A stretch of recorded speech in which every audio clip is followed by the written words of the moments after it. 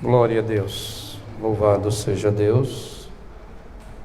Quero saudar a igreja com a paz do Senhor Jesus, aos nossos irmãos que estão acompanhando por a live, o culto de ensinamento dessa noite. Nós saudamos também a paz do Senhor Jesus, uma boa noite a todos, que o Senhor os abençoe para nessa noite junto adorarmos a Deus. Eu quero convidar a todos para nós fazermos uma oração. Os irmãos aqui, em reverência a nosso Senhor, oremos. Pai eterno, no nome de Jesus nós oramos e também agradecemos ao Senhor por tudo que tem nos concedido no dia de hoje e por esse momento que nós já estamos aqui na Tua casa, Senhor, para junto todos nós adorarmos o Teu nome.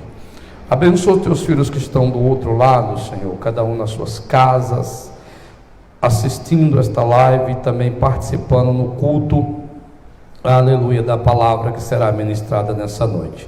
Senhor, te pedimos nessa hora, crendo no nome do nosso Senhor Jesus, que esta palavra nessa noite encontre no coração de cada um guarida e que vá de encontro à necessidade dos Teus filhos. Nisto nós oramos e também te agradecemos no nome de Jesus.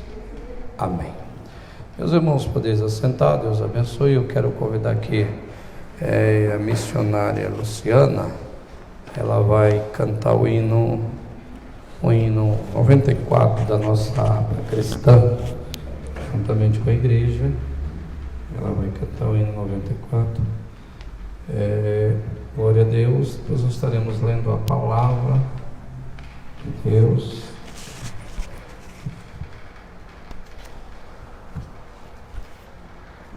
Glória a Deus. Salve a igreja com a paz do Senhor. Amém. Glória a Jesus.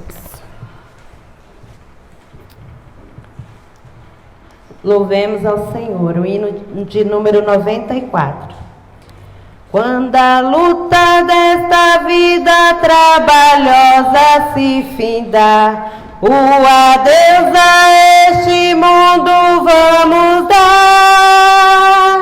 Para o céu então iremos com Jesus nos encontrar na Jerusalém de Deus. Oh, que gozo e alegria quando o povo ali chegar em Jerusalém, em Jerusalém, sempre ali cantando hosanas, pois o rei no trono está na Jerusalém de Deus. O caminho é extenso, mas Jesus vai me guiar quando pelas provações aqui passar, pois olhando nele eu sigo para brevemente estar na Jerusalém de Deus. Oh, que gozo e alegria quando o povo ali chegar em Jerusalém, em Jerusalém, sempre ali cantando cenas, pois o rei no trono está. Jerusalém de Deus. Ao sairmos deste mundo para a divina mansão, gozaremos a perfeita salvação e Jesus contemplaremos a estender-nos suas mãos na Jerusalém de Deus. Oh, que gozo e alegria quando o povo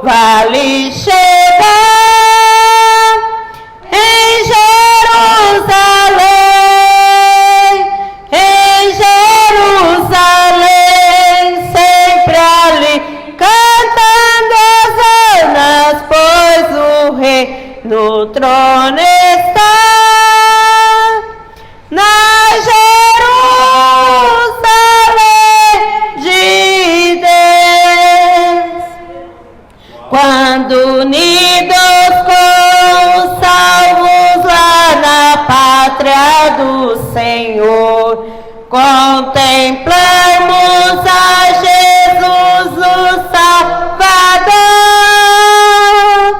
sempre nos alegraremos onde há perfeito amor, na Jerusalém de Deus. Oh, que gozo e alegria quando o povo ali chegar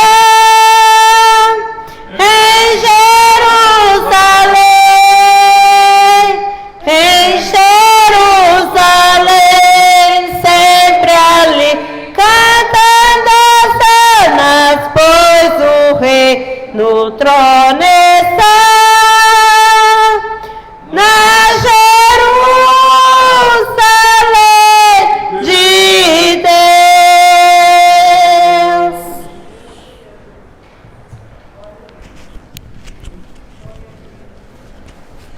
Louvado seja Deus. Meus irmãos,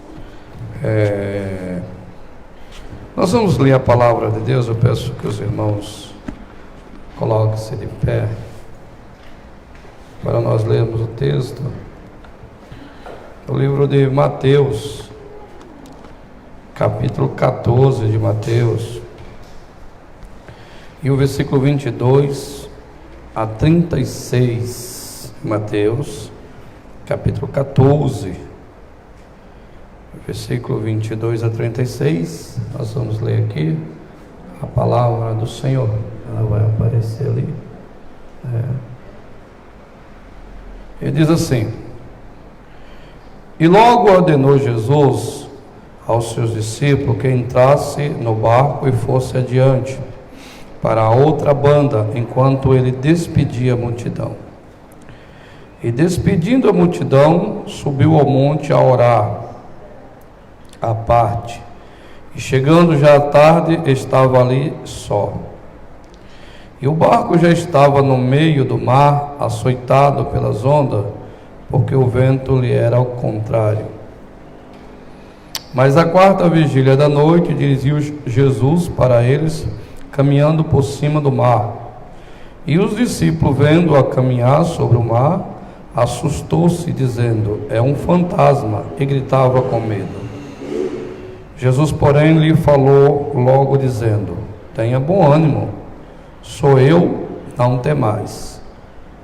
E respondeu Pedro e disse: Senhor, se és tu, manda-me ir até contigo por cima das águas. E ele disse: vem. E Pedro desceu do barco e andou sobre as águas para ir ter com Jesus.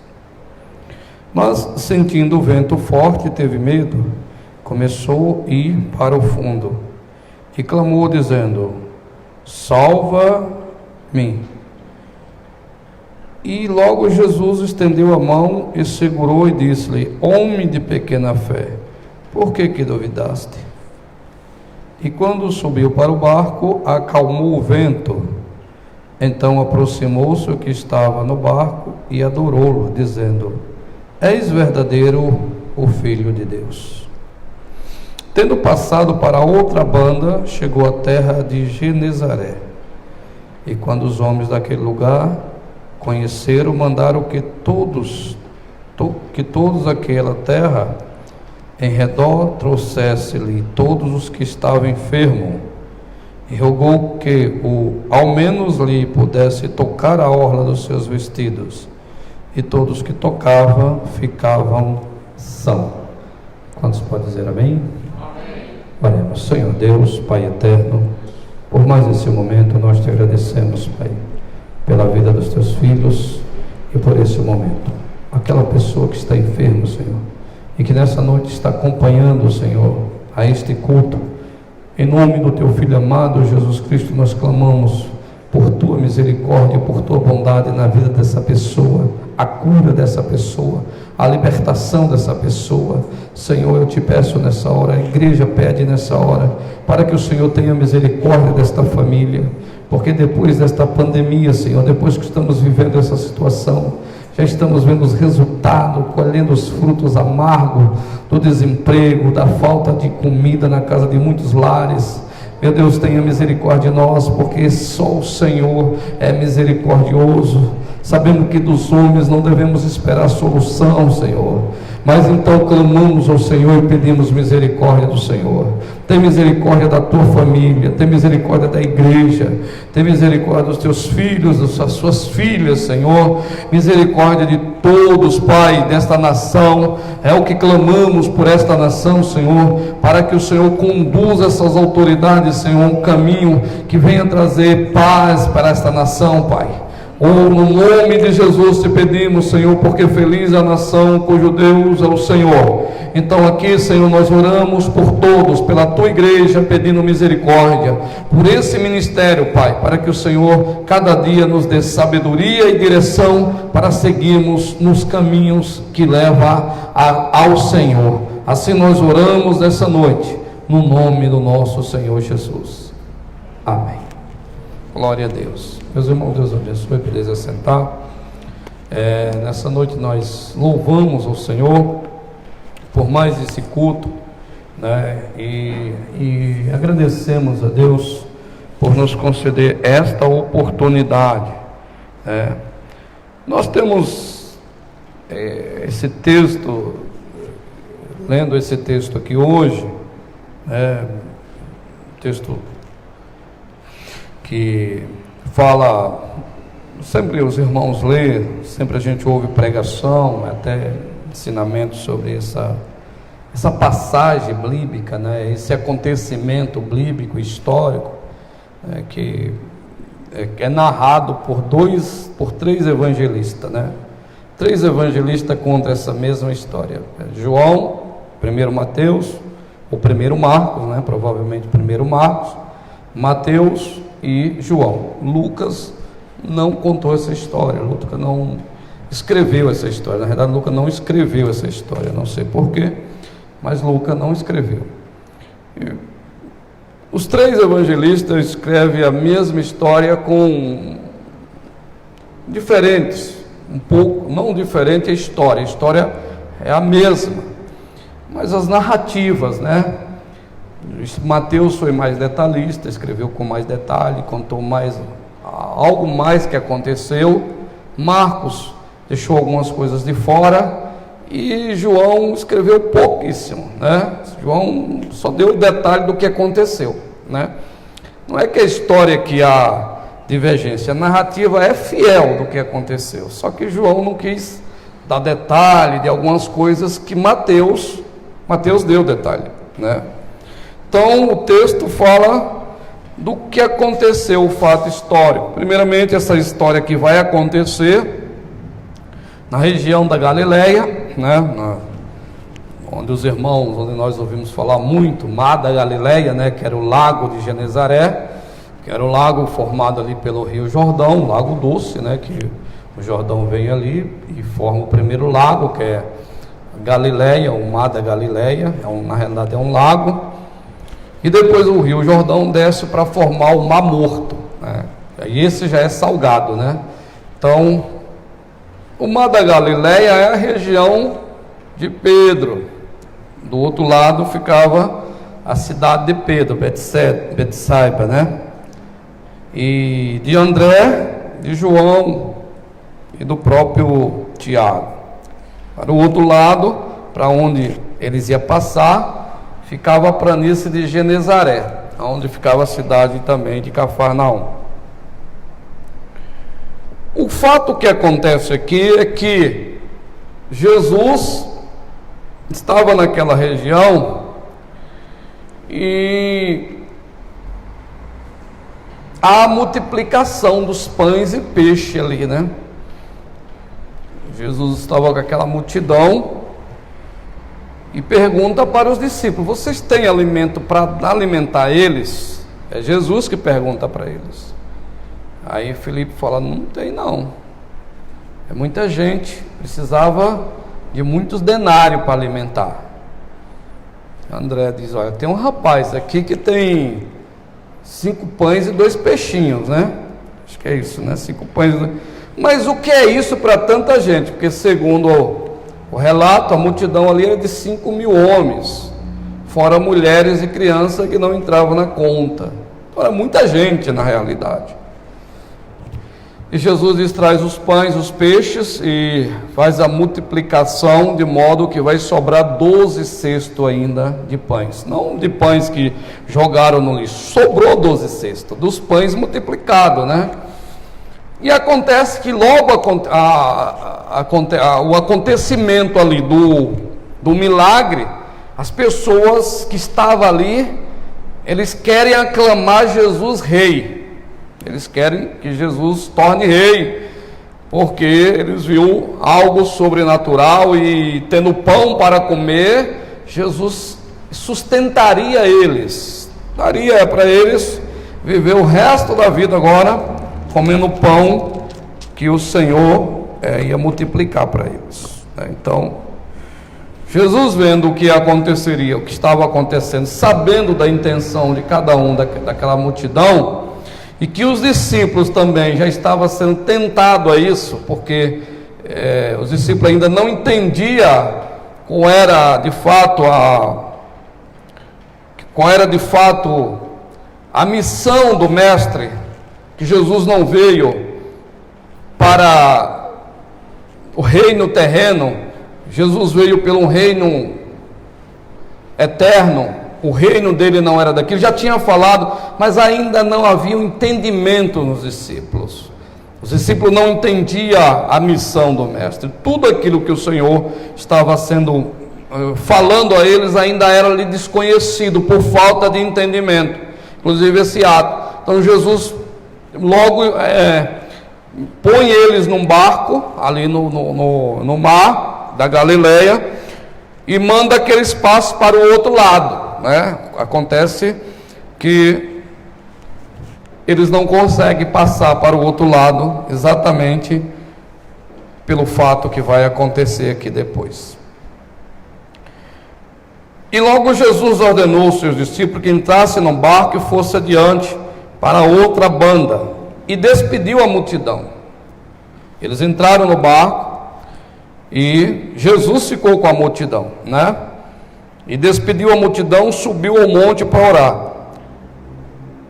E já chegando à tarde, estava ali só. Propositalmente, Jesus não foi com eles. Jesus ficou com a multidão, despediu a todo mundo, já estava todo mundo saciado. Vão para a casa de vocês, vão embora, Vão procurar as vossas moradias, já está tarde, Vocês devem voltar para casa. E os discípulos, Jesus coloca no barco, vão para o outro lado. E Jesus sobe para orar. Então, o detalhe é que Mateus escreve a história e vai colocar os detalhes do que aconteceu, de como Jesus vem por sobre a água, vários detalhes. Marcos também vai dizer, só que Mateus cita Pedro depois, Marcos não vai citar e nem João. Engraçado aqui que Mateus está no barco, Mateus também está no barco. Marcos provavelmente não estava no barco. A Bíblia diz que já estava tarde, quando ele se aproxima do barco. Já era bem tarde, quarta vigília da noite, provavelmente das 3 da manhã até as 6 da manhã, era madrugada, e eles não conseguiram navegar. A Bíblia diz que eles navegaram ali de 20 a 30 estágios, que provavelmente da margem de 5 a 6 quilômetros, porque o vento era contrário. O vento dava no barco ao contrário da navegação que ele estava fazendo. Como as embarcações ou era remo ou a vela, então ficava difícil eles navegar. E a região montanhosa era propícia de tempestade, Então os irmãos vão ver que em outras ocasiões acontece tempestade ali. O vento era contrário a eles. Então o vento impelia eles, impedindo que eles passassem para o outro lado, e com muita dificuldade ele já estava atemorizado. Então os discípulos estavam muito atemorizados pelo que ia acontecer, mesmo eles tendo o conhecimento do mar, mesmo eles tendo conhecimento daquela região, já não conseguia navegar com facilidade, né? E às vezes é o que acontece, né, na nossa vida. Nós iniciamos uma obra com boa intenção, mas no meio do caminho as coisas nos é o contrário, né? Quanta gente para no meio do caminho por causa das coisas contrárias, por causa da adversidade que vem. Mas a sequência que nós vamos ver, que a necessidade de dar continuidade, de nunca parar, de exatamente fazer como o escritor dos Hebreus, aos Hebreus, escrevendo, diz: olha, a nossa vitória, nossa caminhada, que não é uma corrida, não é uma breve caminhada, é uma caminhada longa, é olhar para Jesus, que é o autor e consumador da fé. Em Jesus nós temos parâmetros, em Jesus nós temos certeza, em Jesus nós temos a verdade, que a caminhada é difícil, não é uma caminhada fácil. Jesus nunca nos deu o evangelho Nutella, o evangelho da facilidade. Jesus nunca mostrou esse evangelho. Jesus sempre mostrou o evangelho de que haveria sofrimento, haveria dificuldade, há de haver as vitórias, e as vitórias vêm com as lutas, né? As vitórias vêm com as lutas. Então, o que eu queria mostrar aqui? A fé daqueles que aguardam no Senhor, que é o autor dela, né? A fé não é um estímulo que é feito através de oração. Vou orar para Jesus aumentar a minha fé. Cada vez que você orar para Jesus aumentar a sua fé será menos. Cada vez que você passar por uma dificuldade, aí você terá fé. Para aumentar a sua fé, as coisas vão acontecer na sua vida, vai acontecer na minha vida, para que ela seja provando a nossa fé, nós teremos uma fé acrescida no Senhor, uma fé que vai ser cada dia acrescida no Senhor. Não é que ela vai se tornar uma fé faraônica, com obras faraônicas, não. As coisas mais pequenas que mais acontecem na nossa vida é que acrescenta a nossa fé no Senhor. É que nos mostra o quanto vale a pena continuar confiando. É que nos mostra o quanto vale a pena a gente permanecer no Senhor. Isso não é fácil, mas é necessário que a igreja tenha parâmetros de que aceitou ou se entregou a Jesus, confiando em Jesus, né? Nós vemos na escola dominical, na escola bíblica de quarta-feira, os parâmetros da nossa caminhada, a chamada por essa caminhada, o que nós devemos fazer nessa caminhada, entre o tempo da vinda de Jesus, o nosso chamado e a vinda de Jesus, o que nós estamos fazendo nesse tempo, qual é a nossa estadia nesse tempo. Nós estamos olhando o acontecimento, ou estamos olhando as coisas acontecer, mas estamos caminhando e fazendo aquilo que o Senhor já nos deu a ordem para fazer. Então, no tempo, nós temos o tempo de nascer e o tempo de morrer. E do tempo de nascer e o tempo de morrer, o que estamos fazendo que o Senhor tem se agradado? O que estamos fazendo que mostra que nós estamos esperando o Senhor? Então, esse aguardo é necessário, porque a nossa vida ela vai passando como um conto ligeiro, as coisas vão se passando, e para que nós não venhamos ser pego de surpresa como aquele cego, precisamos continuar confiando que o nosso Senhor vai voltar, mas como servo prudente, confiante naquilo que nos foi colocado à mão fazer com todas as nossas forças. O Senhor não está mandando nenhum de nós fazer nada além da nossa força. O Senhor está mandando fazer conforme as nossas forças. Vê que na parábola o Senhor chama e dá a cada um conforme a sua capacidade. Deus não vai colocar na nossa mão nada que nós não podemos fazer, que seja fora da nossa capacidade.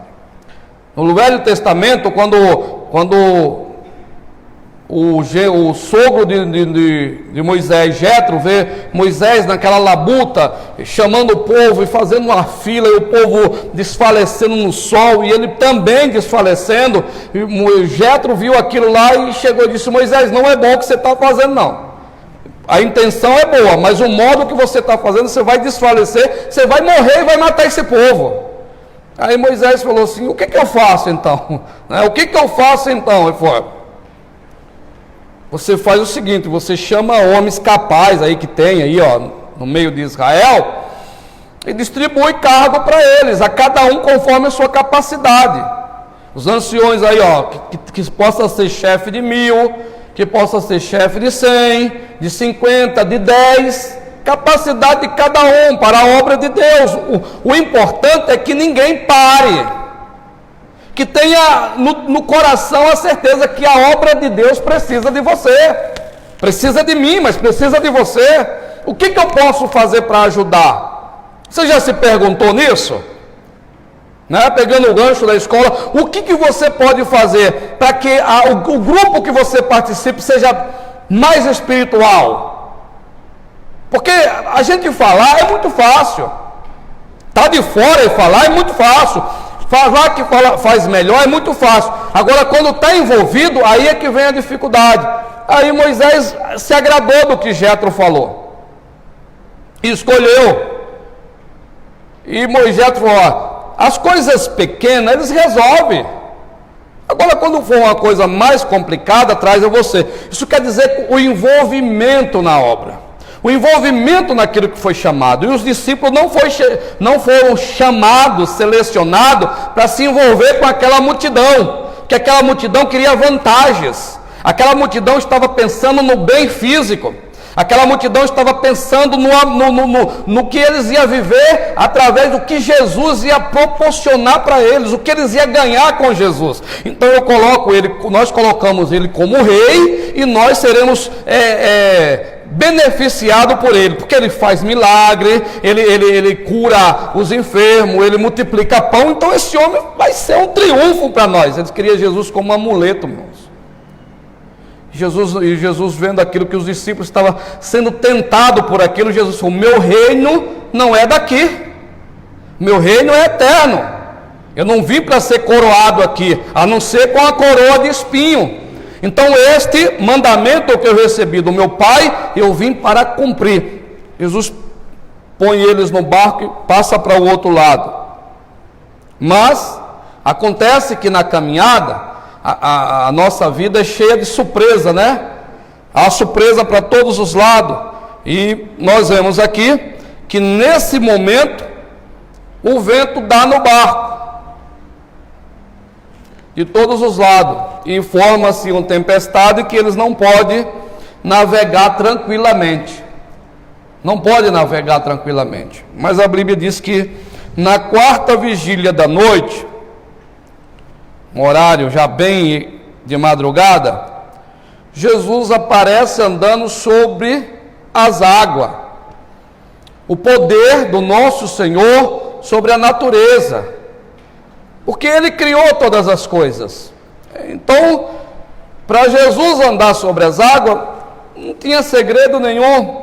Ele podia ter abrido o mar se Ele quisesse, né? Podia ter abrido o mar se Ele quisesse. Vou andar nele seco. Mas Ele quis andar por cima, né? Ele não ia fazer a mesma, plagiar Moisés. Então vou fazer diferente, vou andar por cima da água, né? Então, nosso Senhor tem todo o poder nos céus e na terra. Então, as coisas que nós passamos, ou vivemos, ou vivenciamos, irmãos, é nada para Deus. Mas é necessário que nós passemos. Às vezes nós não queremos passar, não é verdade? As coisas às vezes nos é amarga, difícil, mas o Senhor diz assim: tenha bom ânimo. Não é para viver com a vida desanimada. Já viu aquela hiena? É uma hiena, né, que tinha antigamente. Ô vida, ô céus, ô vida, sempre reclamando da vida, sempre reclamando das coisas. Não é uma das coisas que Deus não quer em nós, em os cristãos, é de cabeça erguida, né? Apanhando. Os cristãos entravam nas arenas ou no Coliseu de cabeça erguida, para morrer por amor à sua fé em Cristo Jesus. E isso acontece até os dias de hoje. Nós que não queremos aqui trazer aqui argumento para emocionar os irmãos, mas isso quer dizer que nós temos que ter uma fé genuína, uma fé salvífica, uma fé que nos conduz à vida eterna. A fé não é essa loucura que se prega por aí, que você tem que ordenar para que a fé faça. Você tem que fazer da sua fé o agente do seu poderio. Eu sou tão poderoso que eu tenho uma fé que se você não for curado pela sua fé, vai ser curado pela minha. Isso não é fé, isso é um estado de loucura e fraqueza mental, de não entender a palavra de Deus. A fé é aquela que se coloca diante do Senhor com humildade. A fé é aquela que ora com humildade. A fé é aquela que busca com humildade. Aquele que se coloca diante do Senhor e diz: Senhor, eu sou pecador, mas pela fé eu creio que o Senhor pode me perdoar. Fé nos mostra que não precisamos de mais nada para crer no Senhor, apenas ter fé que Ele é galardoador daqueles que o buscam. Se buscar com fé e pedir com sabedoria, Deus é fiel para nos conceder. Pois bem, os discípulos estão lá naquele sofrimento todo, sem conseguir passar para o outro lado, e Jesus vem sobre o mar, andando sobre o mar. E a Bíblia diz que um certo ponto que Jesus, não sei se é Marcos ou João, fala que Jesus ia tomar a dianteira deles, ia passar por eles, né? Mas eles vendo, começou a gritar. 12 homens, provavelmente os 12 ali, 12 homens armados, né? Homens já velho, com medo de fantasma. Você vê como a nossa fé, ela num momento ela pode ser um pouco vacilante. Sexta-feira, quarta-feira agora, se os irmãos olharem as virgens, são 10 virgens, é uma igreja, são uma igreja. Mas como tardou o noivo, as 10 dormiram. As 10 dormiram. Não foi que as 5 prudentes ficou acordada esperando, elas dormiram também. Isso quer dizer que durante a caminhada, o enfado da caminhada, o cansaço da caminhada pode nos fazer um vacilar, dormir, parar um pouco, mas não quer dizer que nós não tenhamos a reserva de dar continuidade a isso.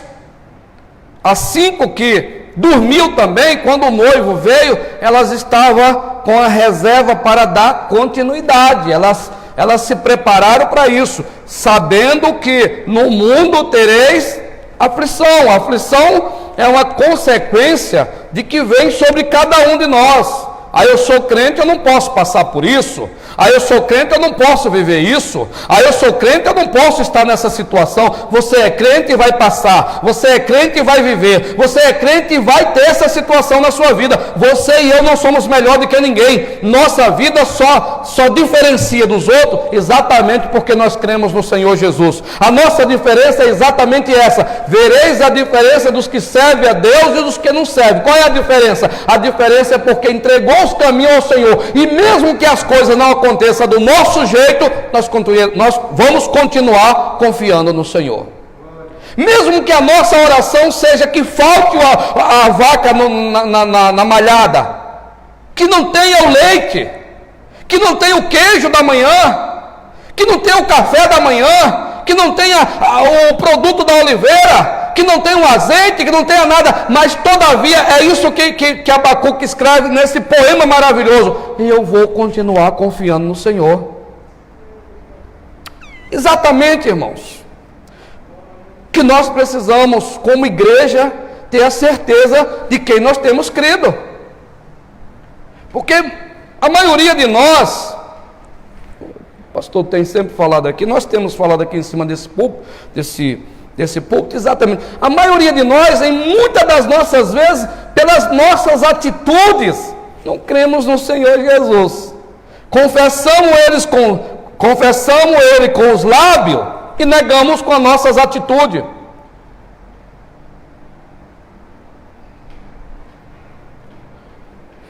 Jesus tinha acabado de multiplicar pão e peixe na frente dos apóstolos, dos discípulos aqui.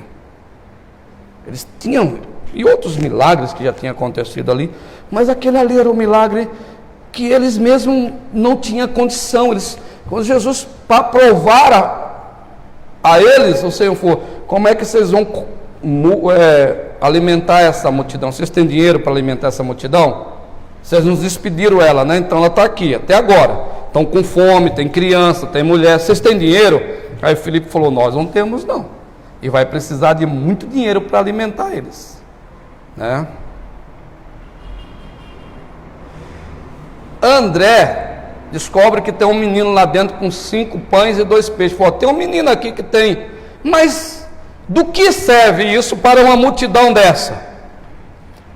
A atitude do menino foi uma atitude nobre, atitude das virgens prudentes. Se vai uma multidão de pessoas, ele não levou para os outros, ele levou para ele, né? Geralmente levou para alimentar a multidão. Nada disso, 5 pães e 2 peixes, não era para alimentar uma multidão de 5 mil homens, era para ele comer. Ele era um homem, um menino preparado, um garoto preparado, né? Como diz o ditado, né? Um homem preparado vale por 2, né? Então ele levou alimento. E por aquele alimento Jesus vai realizar o milagre. Jesus podia realizar o milagre? Podia, mas aproveitou aquela preparação daquele rapaz. Não tem o nome dele, não aparece o nome dele, mas a atitude dele fez com que o milagre acontecesse para os outros. Às vezes nos falta atitude. Muitas coisas da nossa semeadura não vai nascer porque nós deixamos de semear, mas era para semear, porque semeando vai nascer uma planta que vai produzir frutos para que outros se alimente, né? Então necessariamente o que os apóstolos precisavam fazer era continuar confiando e crendo que o Senhor é o Salvador, o Rei da Glória, o Todo-Poderoso. Mas eles acreditou que era um fantasma, né?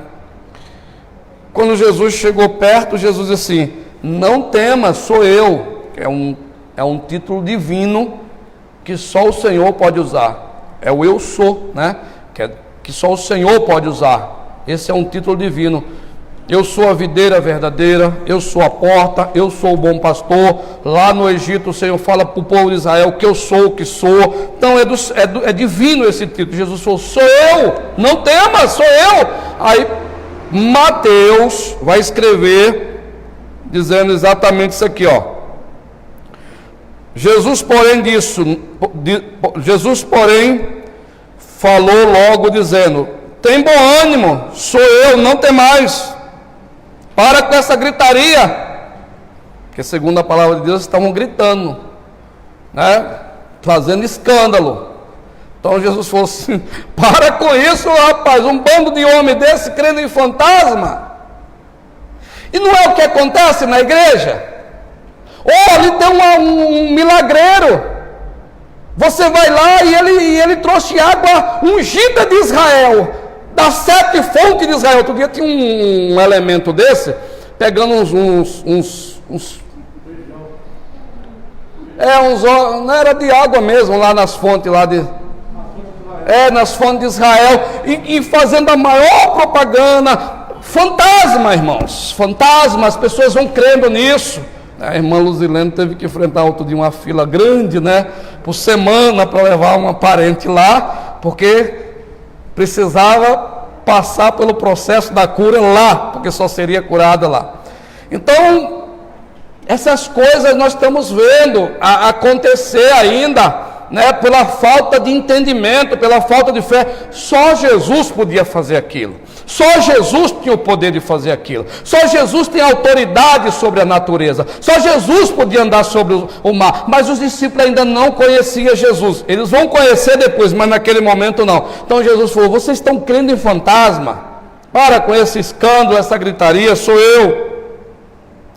E aí Mateus vai dizer exatamente isso, que Pedro vai dizer: Senhor, se é o Senhor, manda que eu vá ter contigo sobre as águas, né? E alguns falam que ele teve fé, que ele teve dúvida, né? Porque foi: se é o Senhor. E obviamente há um pouco de dúvida, mas foi o único, né? Foi o único. Então, a Bíblia diz que Jesus ia dizer: vem. Ele disse: vem. E Pedro, descendo do barco, andou sobre as águas para ir ter com Jesus. Esse ponto aqui também é um ponto interessante, que a gente costuma exatamente esquecer, né? Eu não vou aqui dizer que Mateus está errado, não. Quero que os irmãos me entendam. E nem vou dizer que Mateus escreveu para auto se gloriar, porque ele ficou no barco quietinho. E diz que Pedro teve medo, né? Porque Mateus vai dizer aqui, e ele duvidou, né? Quando Pedro afundou. Irmão, a intenção de boa, às vezes a intenção seja boa, a nossa fé pode mostrar até vacilar a nossa fé, mas isso não significa fracasso. Às vezes nós podemos vacilar na caminhada, mas também não significa que nós venhamos fracassar, porque é nessa hora, exatamente nessa hora, que nós precisamos da ajuda de Deus. Em todo momento da nossa vida, nós precisamos da ajuda de Deus. A caminhada, nós só vamos vencer com a ajuda do nosso Senhor. Esta caminhada, este caminho já é o Senhor. Nós já estamos andando pelas diretrizes do Senhor. Ele que nos deu a ordem de andar nesse caminho, porque Ele é o caminho. Por que o caminho? Porque o caminho tem uma direção, o caminho tem um rumo. Mas onde nós vamos chegar nesse caminho? Nós vamos caminhar nele até quando? Então, o Senhor está dizendo, às vezes a intenção da obra, às vezes a intenção de fazer é boa, mas na caminhada vem a dificuldade, vem a falta de confiança, a falta de crer. Será que estou fazendo certo? Será que isso é o caminho certo? Quantas vezes a gente fala, será que ser crente é a coisa mais certa? Será que quando eu morrer, eu vou para onde mesmo? Será que eu vou para o céu? Quem aqui já perguntou desse jeito? Será que eu vou para o céu? Será que existe céu? Porque somos humanos, não é? Somos humanos. Mas aí, eu vendo as parábolas de quarta-feira, nós podemos confiar que esta caminhada nos levará exatamente ao objetivo. E qual é o objetivo? O que o Senhor Jesus já nos disse: aonde eu estiver, vocês vão estar também. Eu vou para o Pai, mas eu envio o Consolador, o Espírito de paz, que estará convosco todos os dias até a consumação do século. É Ele que nos ajuda, é Ele que nos ampara, é Ele que nos dá a alegria de continuarmos. Quando você vem no culto, quando você se desloca da sua casa, quando você para ouvir uma mensagem, quando você para ler a Bíblia, quando você para cantar um louvor a Deus, tudo isso o Espírito Santo de Deus está mostrando para você que vale a pena continuar caminhando, que vale a pena continuar crendo, que vale a pena continuar colocando o seu caminho e a sua direção nas mãos do nosso Senhor Jesus. Aí Pedro diz, vou, e saiu do barco, e foi. Aí Mateus diz assim, mas sentindo o vento forte, que o vento era forte, é por isso que ele estava ali no meio do barco, no meio do mar, sem poder. O barco o vento era contrário de todos os lados, irmãos. Então o barco não andava. Porque nós estamos falando aqui de homens experientes do mar. Não estamos falando de amadores. Estamos falando de pescadores que pescavam ali direto, que criou-se ali na beira daquele lago. E por que eles não foram? Porque o Senhor tem os seus planos. Tem hora na vida da gente que nós não sabemos os planos de Deus. Nossos são um plano, nossa vontade é uma, a do Senhor é outra. Nosso desejo de ser realizado é de um jeito, mas o Senhor quer fazer de outro jeito. Nós só precisamos ter a consciência de que colocar a vida na mão do Senhor é confiar nele. É a mesma coisa quando você pega e assina quando você contrata um advogado, Aí você quer que o advogado lhe represente, você vai lá e assina um termo, como é que diz? Quando você assina para um advogado lhe representar, uma procuração, você está dando poderes para aquele advogado te representar. É ele que vai diante do juiz por você, é ele que vai falar por você. A mesma coisa quando nós nos entregamos a Jesus, nós assinamos uma procuração para que ele nos represente diante do Pai. Você está entregando a sua vida ao Senhor, você está dizendo o quanto confia nele, você está dizendo: eu sou um pecador e eu tenho uma dívida alta e eu vou assinar essa procuração para o Senhor. Mas tem que confiar no Senhor, tem que dizer: eu estou entregando os meus caminhos ao Senhor para que ele me represente. E o Senhor te representa, sabe por que nos representa? Porque a Bíblia diz que ele é um advogado fiel. E aí, essa palavra que eu vou basear aqui é em Tiago, que diz assim: filhinhos, não pequeis. Não é bonito pecar, não é virtuoso pecar. Pecar é uma coisa horrível. Primeira coisa que ele pede é que não pequemos. Mas se involuntariamente você pecar, tem um advogado para com o Pai, Jesus Cristo nosso Senhor. Essa é a certeza, irmãos, que nós entregamos nosso caminho ao Senhor, nossa vida ao Senhor, para andar com o Senhor, para viver com o Senhor. Isso que eu estou falando aqui é em tudo. É no seu trabalho, é na sua cozinha, é lá no seu dia a dia, é quando você se deitar. Quantos livramentos o Senhor nos dá à noite? Quantos livramentos o Senhor nos dá durante o dia? Quantos livramentos o Senhor nos dá a todos os momentos? Em tudo, eu estou falando aqui em todas as áreas da nossa vida. O Senhor é o nosso, como o salmista Davi diz, Ele é a nossa sombra, a nossa direita, Ele está do nosso lado, Ele nos protege de todos os lados. Nós andamos por aí, andamos desapercebido, mas o Senhor está nos guardando. O Senhor é o nosso protetor, assim como Deus, como o Senhor mandou eles para o meio do mar, mas o Senhor não tirou deles o cuidado.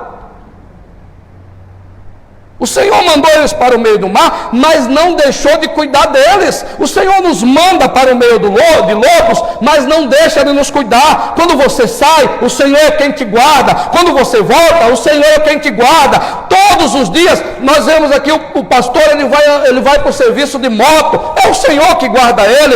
Os irmãos que vão de ônibus, é o Senhor que te guarda. Os que vão a pé, é o Senhor que te guarda. O Senhor nos guarda todos os dias. Sabe por quê?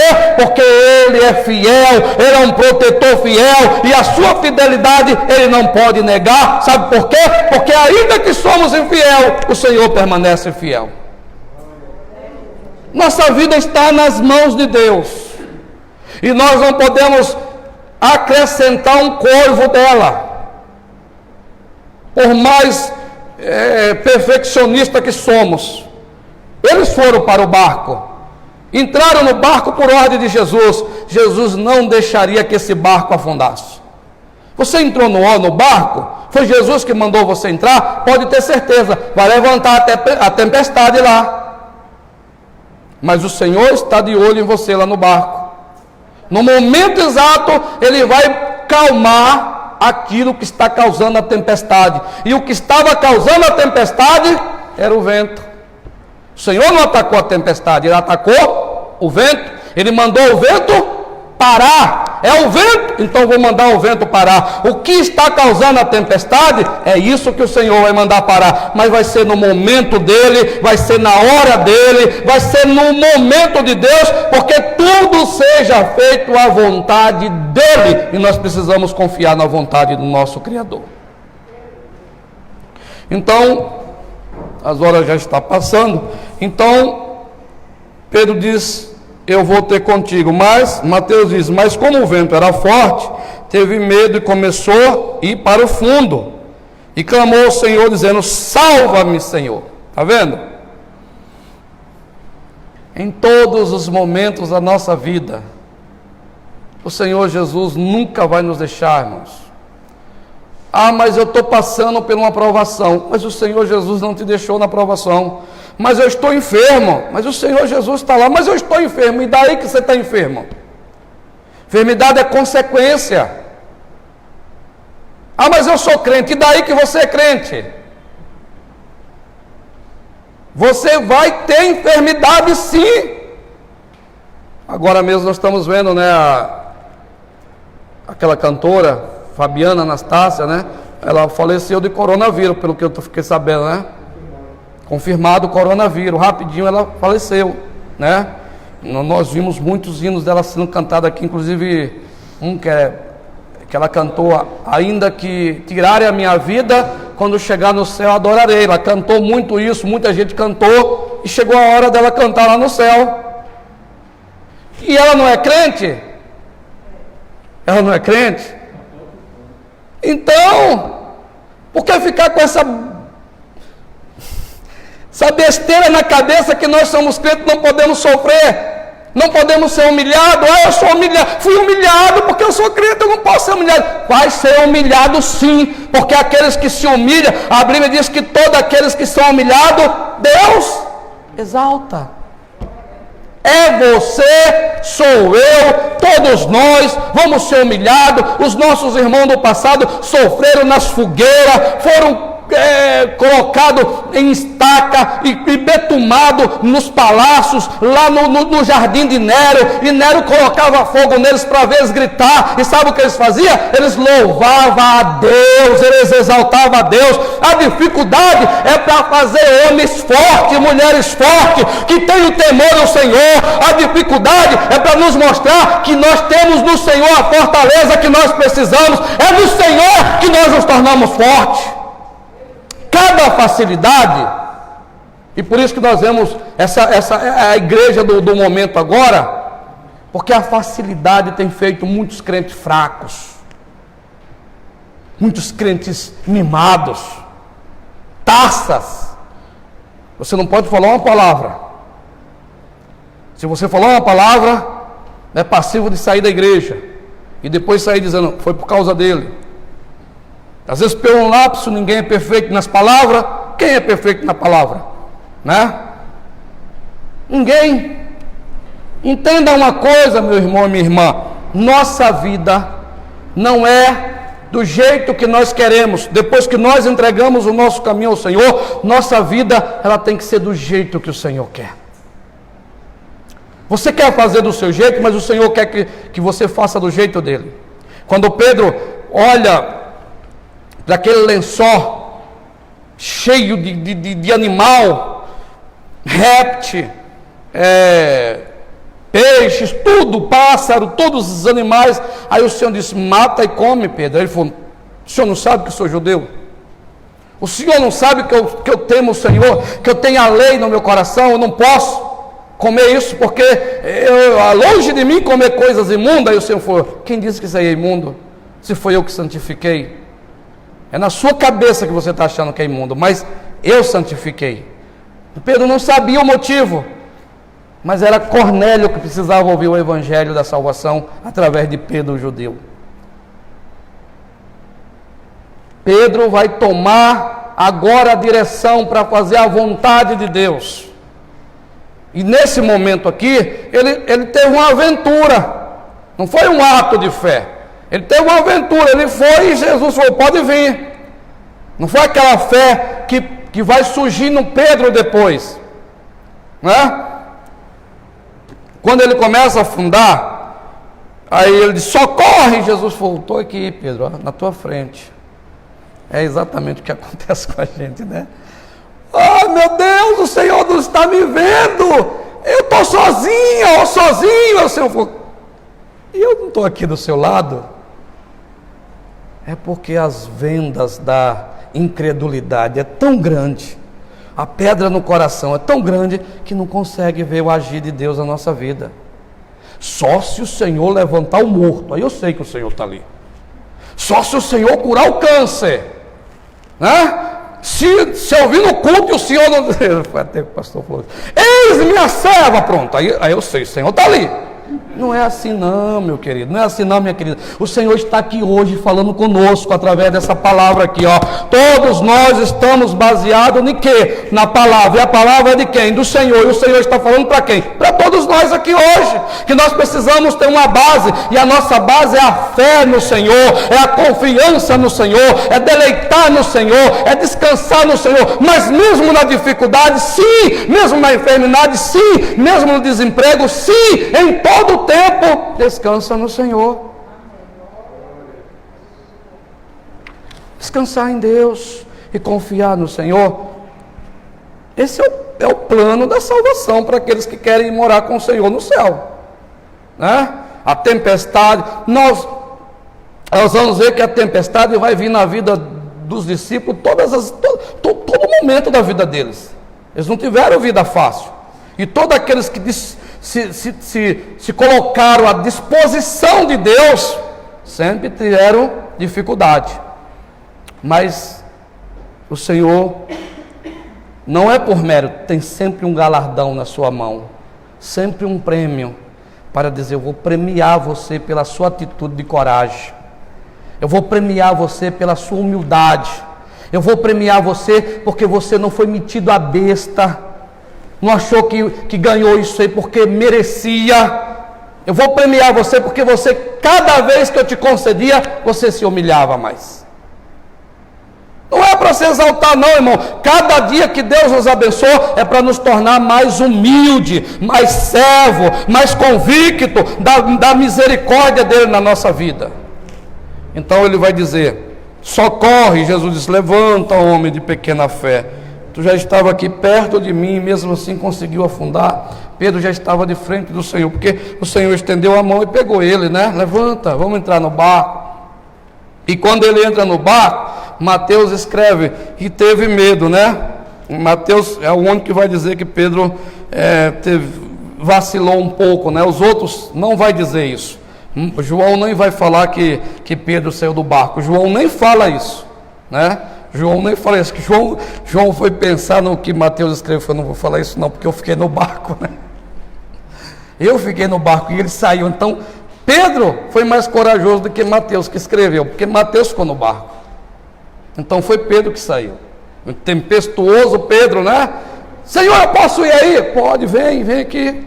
Mas só foi ele. Então é mais fácil, é o que eu queria chegar, é mais fácil a gente falar dos outros do que fazer o que os outros estão fazendo.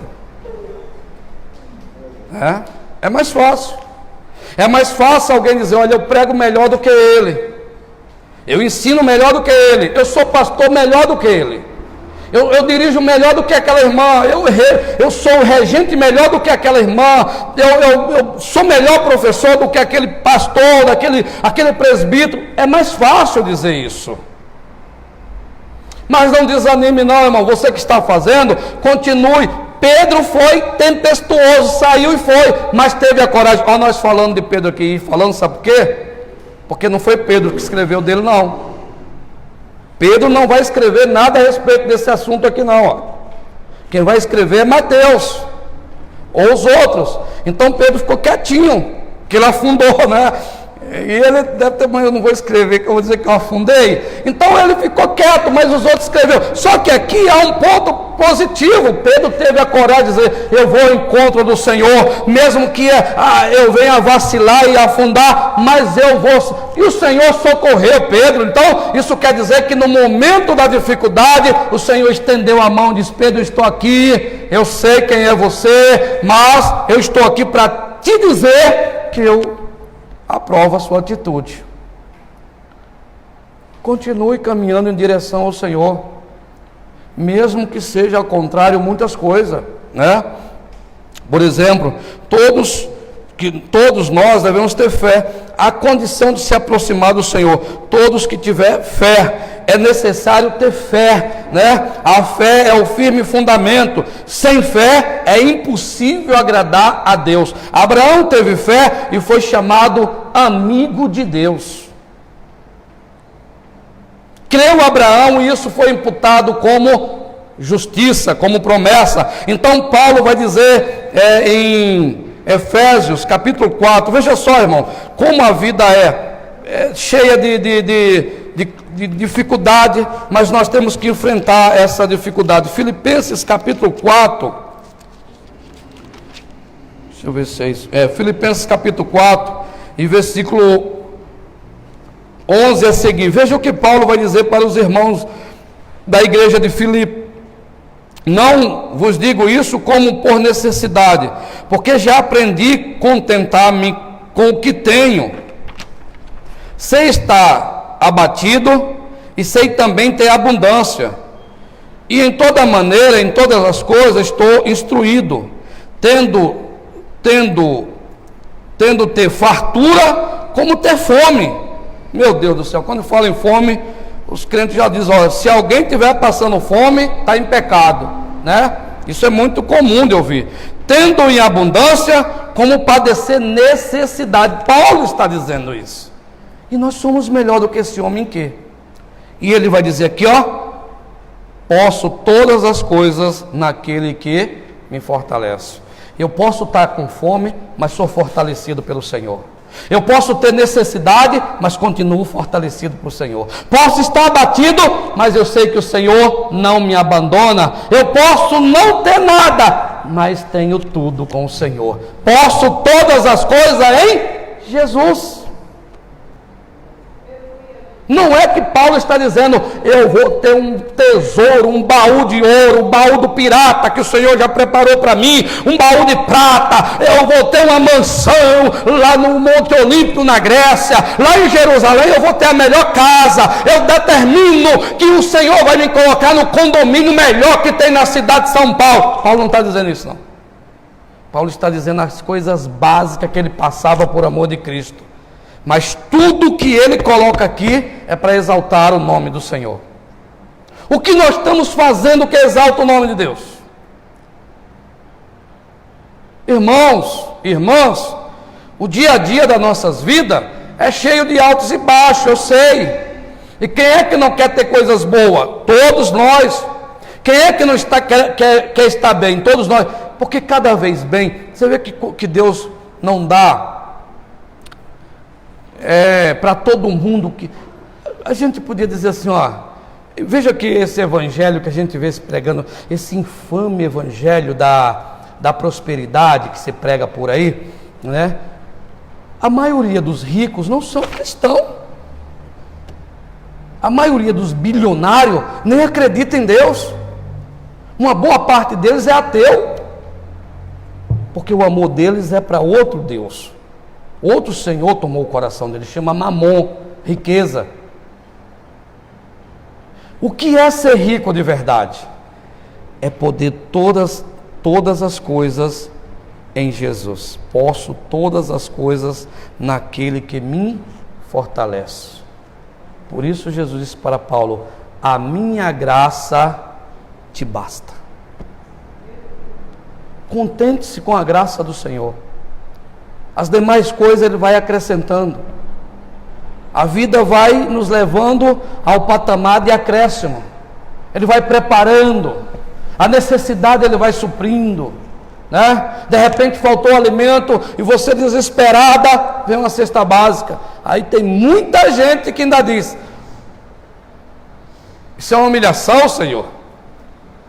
Isso aqui é uma humilhação, não quero isso não. Eu não preciso disso, eu sou filho do rei ou da rei, ou filha do rei. Você precisa, sabe por quê?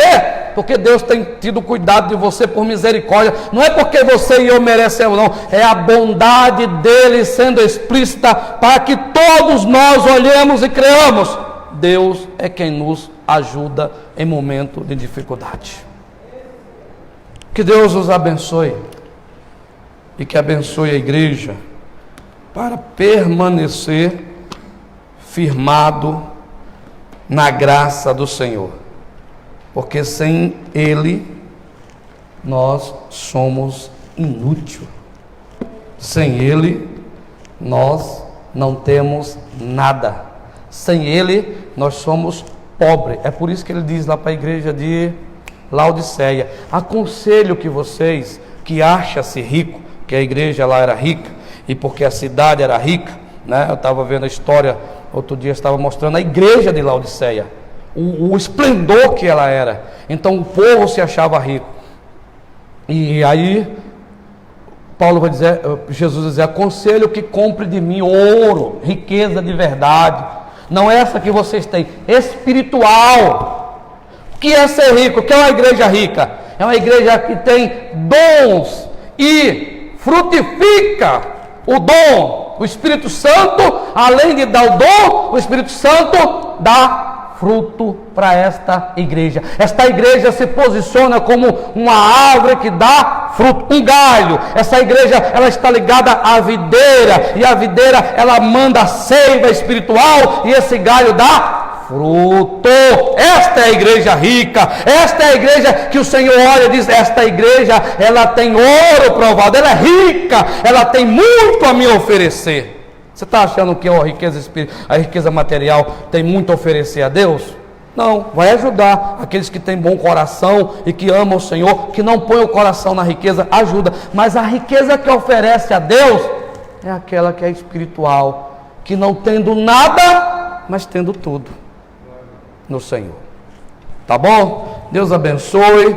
Deus abençoe os nossos irmãos que estão ali seguindo a página. Quero agradecer a todos que estão aqui participando, todos que estão mandando o seu comentário. Deus abençoe, irmãos. Que cada dia o Espírito Santo de Deus continue falando melhor o coração de cada um dos irmãos, falando a palavra, que ela venha achar morada em nossos corações. Assim eu quero louvar a Deus pela vida de todos presentes aqui e dos irmãos que estão acompanhando a live, em nome de Jesus. Domingo nós temos o culto aqui, domingo nós teremos o culto para a glória do nosso Senhor Jesus. Será gravado também, e todos os irmãos aqui presentes, venha, do mesmo jeito que nós estamos vindo, de máscara. Nós temos que ter esses cuidados agora, e não podemos descuidar desse momento. Eu quero orar agradecendo ao Senhor. Quero pedir aqui que o pastor Yong venha aqui fazer a oração final, e nós vamos finalizar com a bênção apostólica. Que o Senhor nessa noite nos despeça em paz, guardado pelas suas misericórdias e as suas maravilhosas graças.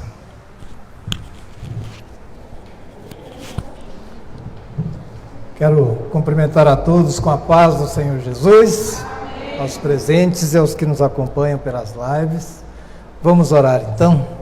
Senhor, nosso Deus, nosso Pai, Pai de amor eterno, misericordioso, queremos te agradecer, Senhor, ao final deste culto, por esta porção maravilhosa e generosa da tua palavra, que é o alimento espiritual que nós precisamos para nos fortalecermos nessa caminhada. Obrigado, Senhor, pela mensagem de hoje, pelas palavras de fortalecimento, de encorajamento, Senhor, que ela venha, Senhor, nos dar o vigor e a coragem para cada vez que a tempestade estiver segurando o nosso barco, a cada vez que a tempestade estiver agitando-se ao nosso redor, querendo nos afundar, nossos olhos estarão sempre postos em Ti, e a nossa confiança é que o Senhor é um Deus que está presente ao nosso redor, e que quando nós clamamos, Senhor, salva-nos, como foi dito, salva-nos, Senhor, o Senhor está pronto para estender as Tuas mãos para nos retirar das aflições, das dificuldades, dos problemas, e nos levar dentro do barco, e fazer a tempestade cessar, Senhor. Obrigado, ó Pai, pela vida de cada um dos que aqui estão presentes. Obrigado, Senhor, pela vida de cada um dos que nos acompanham, Pai. Que as Tuas bênçãos, que a Tua provisão, que a Tua cura, que a Tua paz esteja presente e abundante na vida de todos eles e de seus familiares, ó Pai. Aos que estão aqui presentes, Pai, eu peço, leva-os em segurança e tranquilidade para o conforto dos seus lares, ó Deus. E aos que estão nos acompanhando dos seus lares, ó Pai, que a Tua bênção seja abundante onde eles estiverem, ó Deus. Em nome de Jesus, assim eu oro, agradecendo em nome de Jesus. Que a graça do nosso Senhor e Salvador Jesus Cristo, o amor de Deus nosso Pai e a doce consolação do Espírito Santo esteja com todos, e todos digam amém. Está terminado em nome de Jesus.